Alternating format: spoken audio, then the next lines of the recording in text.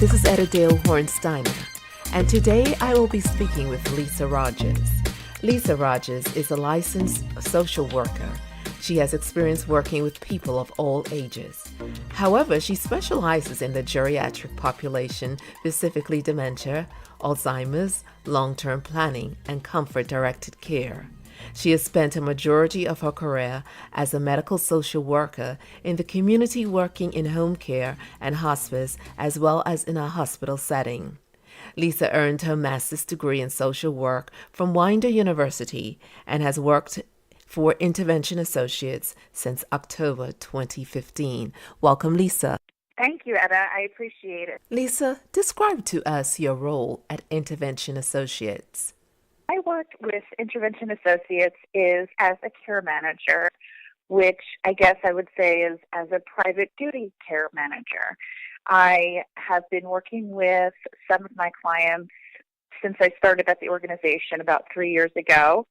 I have, in some cases, become extremely close with the clients in the way that I almost look to them as family. I work with a variety of different populations. I have a few clients who are special needs, mental health, geriatric, and some working with end-of-life care and kind of navigating the complex medical healthcare system that we have in place. And the work that I do with them varies. It could be going to doctor's appointments with them, advocating for them. Maybe there's an emergency that comes up and they're in the hospital. Sometimes it's simply being there with them to make sure the day-to-day life things are happening. You know, food is in the house, things are in order, bills are being paid. Sometimes it's working with their trust officers to kind of be the eyes and ears on the ground to make sure that the clients are okay. And same for some of the geriatric or mental health clients. It could be that their family members are local and involved but just aren't quite sure what else to do with their loved one or where else to go, and they're looking for a private person to take on that role, a private professional person. And sometimes it's simply they live out of state and they have some concerns and they want to have a professional involved to make sure that the needs are being met. Your bio mentions hospice care. How much of your work involves that area of care? Directly or not, it's not a huge piece of what I do right now with my clients, but it's come up in my work, especially because I do have a passion for working with the elderly population. But, you know, it could be younger clients who are faced with the same issues or diagnoses. But a majority of my work is with the elderly and working with end-of-life care. Even if it's not signing them up for, say, hospice or comfort-directed care, but advocating for them to make sure that their needs are met, they're kept comfortable, however they define that to be, and that they're living the best quality of life that they see fit. How did you get involved in end-of-life care? It's been an area that I was always interested in when I was in graduate school. I was able to do one of my internships doing hospice care, and I think we all have our niches, and for some reason that particular population is one that I enjoyed working with. The patients, their family members, just being involved in such a delicate, difficult, complex time in everyone's lives. I mean, I think the reality is that at some point, hopefully we all are going to grow old and, you know, may face some type of diagnosis that is one where we want to make sure we are receiving comfort-directed care if we've exhausted all aggressive treatments. And just an area that I always felt like needed support and someone who wanted to do it not as it's a job, but as somebody who really was passionate about learning about these different people and populations and what their history was and what they hoped for and how they saw their end of life being. Is it challenging to have an end of life conversation with people? It is a very difficult subject. I think personally because it's not a conversation in that moment that I'm having with, say, my particular loved one, but I try to put myself in their shoes. If it's a daughter or a son having the conversation about their parent, or if it's the patient themselves or client themselves coming to terms with their own end of life and just trying to meet them where they're at. And I think that even though I've had the opportunity to be a part of a lot of those conversations with different families, I don't think it ever becomes something that is easy or something that I try to put my own stuff into or expectations, because it is such a hard conversation and you really never know how it's going to be and how everyone is going to react, but just giving them time to process all the information and try to explain it to them as best they can understand. I think sometimes it used to have a huge stigma associated with it when you were talking about hospice or end-of-life care. And I think my passion is trying to normalize those conversations because it's not what it used to be. And I see how beneficial it is to get those supports involved sooner than later. And even if it's not hospice-directed care, but palliative care for people who are not quite ready emotionally for hospice and they want to continue with treatment because they may have some hope that they might have a change in condition and things might improve. But it's definitely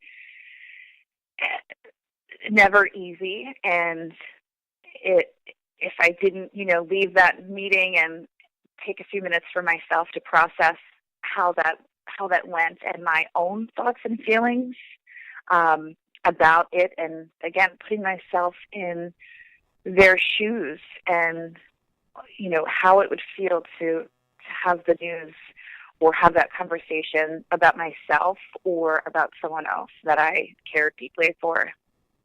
You mentioned palliative care. What is the difference between palliative care and hospice care? That's a great question.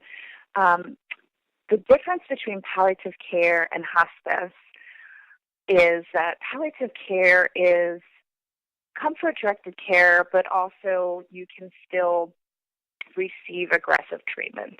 And aggressive treatment may be if you still have radiation or chemotherapy for I would say more radiation than chemotherapy, but radiation for a cancer diagnosis, and just it helps with your comfort level. You would still receive some care, which under the hospice definition may seem more aggressive. You may still be going out and seeing your doctors and seeking some treatment. For hospice, it's not that you're not receiving care or treatment, it's that you're receiving a specialized care and treatment. So if things come up, your symptoms are managed, but in the least aggressive way possible. So where palliative care, if an issue comes up, you may decide you still want to go to the hospital. If you're on hospice and you're at home, or if you're in a facility, your hospice team would try to manage those issues or those symptoms at home. And sometimes managing those symptoms are, the least aggressive route could be with some medications to make people more comfortable. And it could be using alternative therapies such as massage therapy or music therapy, different ways to help try to relax your body and kind of take your mind for a few minutes off of what's happening. Um, Palliative care, you still can get a team of people into your home that will be managing your care. And sometimes the hospice and palliative care work hand in hand. And sometimes it's simply if somebody's just not at that point yet where they're just not ready for that word hospice, then there's another level of comfort that they can receive and support while they're still coming to terms with their diagnosis. Mm. Yes, that is tough, having a conversation about hospice care for the patient and family. I I try to have, when they're ready, as open and honest of conversations that I can with them, to break it down to that would be needed for their loved one at home. From the social work perspective, I worked with and continue to work with some amazing nurses who can really break down what the disease process may look like. So I think just trying to be open and having as many conversations as possible about what the natural progression of this particular illness or disease may look like. And the reality of caring for a loved one at home and making the difficult decision of possibly placing them in a facility, because it is so hard as a family member to provide the care that is needed at the end of life. And hospice does not pay for 24-hour care at home, or in a facility. They only provide for the team that comes out to manage them. Who makes up the hospice team? The hospice team is overseen by a medical director, and underneath the medical director is your nurse, and underneath the nurse is the social worker, a home health aide, the volunteer coordinator, the alternative therapies, if it's massage or music. It's a chaplain, and it's a whole team of people that come in and schedule visits, which it's kind of overwhelming at first, but they get to know the person and their family and identify if there's been a change in condition. I think sometimes family members are so overwhelmed they might turn down the opportunity to have other people come into the home besides the nurse and the home health aide, because they don't necessarily want to sit around talking to a social worker about what's happening. But I say, as a trained professional, there's been times where I've gone in to visit someone and I've noticed that there's a change in condition or a concern, and I've had to notify the nurse or the team to make sure that they come out, be it if there's a change in mental status or a change in their discomfort, or just family concerns where you aren't sure if the family's managing things okay, and you just want to get everyone on the team on the same page and able to provide as much support to them as possible. And if it comes down to it where they're in the home and things are not working out, perhaps it's having a conversation with them about moving their loved one into a freestanding hospice unit or a nursing facility where they would receive a different level of care that's not 100% on the family itself. What is it that you bring to the table at Intervention Associates? I think from the perspective of a care manager working for Intervention Associates, it's a professional who is used to working in the medical field and participating in a lot of different challenging conversations with medical professionals and family members, knowing what questions to ask, knowing how to guide the family through any process, even if it's not hospice, but just any difficult decision. If someone's safe to leave the hospital, maybe they're still in the hospital and they're getting pushed out because they're quote unquote medically stable for discharge, but there's still some things that are pending and we're not comfortable with it. So trying to advocate for them to stay until things have resolved, and just trying to navigate, what's the difference between Medicare and Medicaid? What benefit is it to them having under Medicare what they're entitled to? Or if they're going home and they need 24-hour care, setting up that 24-hour care and checking in on those caregivers to make sure that they're doing what needs to be done for that particular client. Do you have a favorite superhero? I'm not a huge fan of, fictional superhero characters. More so would be a real-life superhero.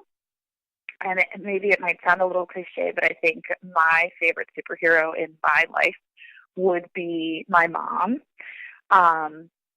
She always empowered in me and instilled in me that I could do whatever it is I wanted to do in life, no matter how crazy it seemed or how, maybe it wasn't decisions or choices that she necessarily would have made, but having that support. And she, raised a family. She went back to school later in life. She graduated. She works as a teacher.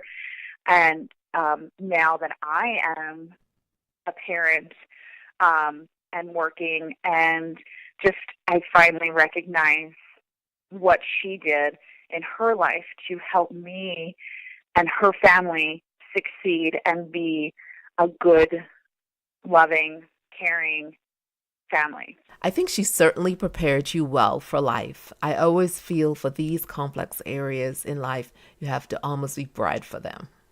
I feel like it takes a different special person to work with different populations. So I definitely feel like this area is definitely my calling. It's what I'm comfortable with. I've been thrown into many different situations, unprepared situations, and I've been able to navigate them based on my comfort level with the clientele, the conversation, and been able to work through it in a way that in the long, maybe not in that particular moment we're successful working together, but slowly we're able to work on a relationship and become successful in the end and have, whatever the end goal is, work towards that together.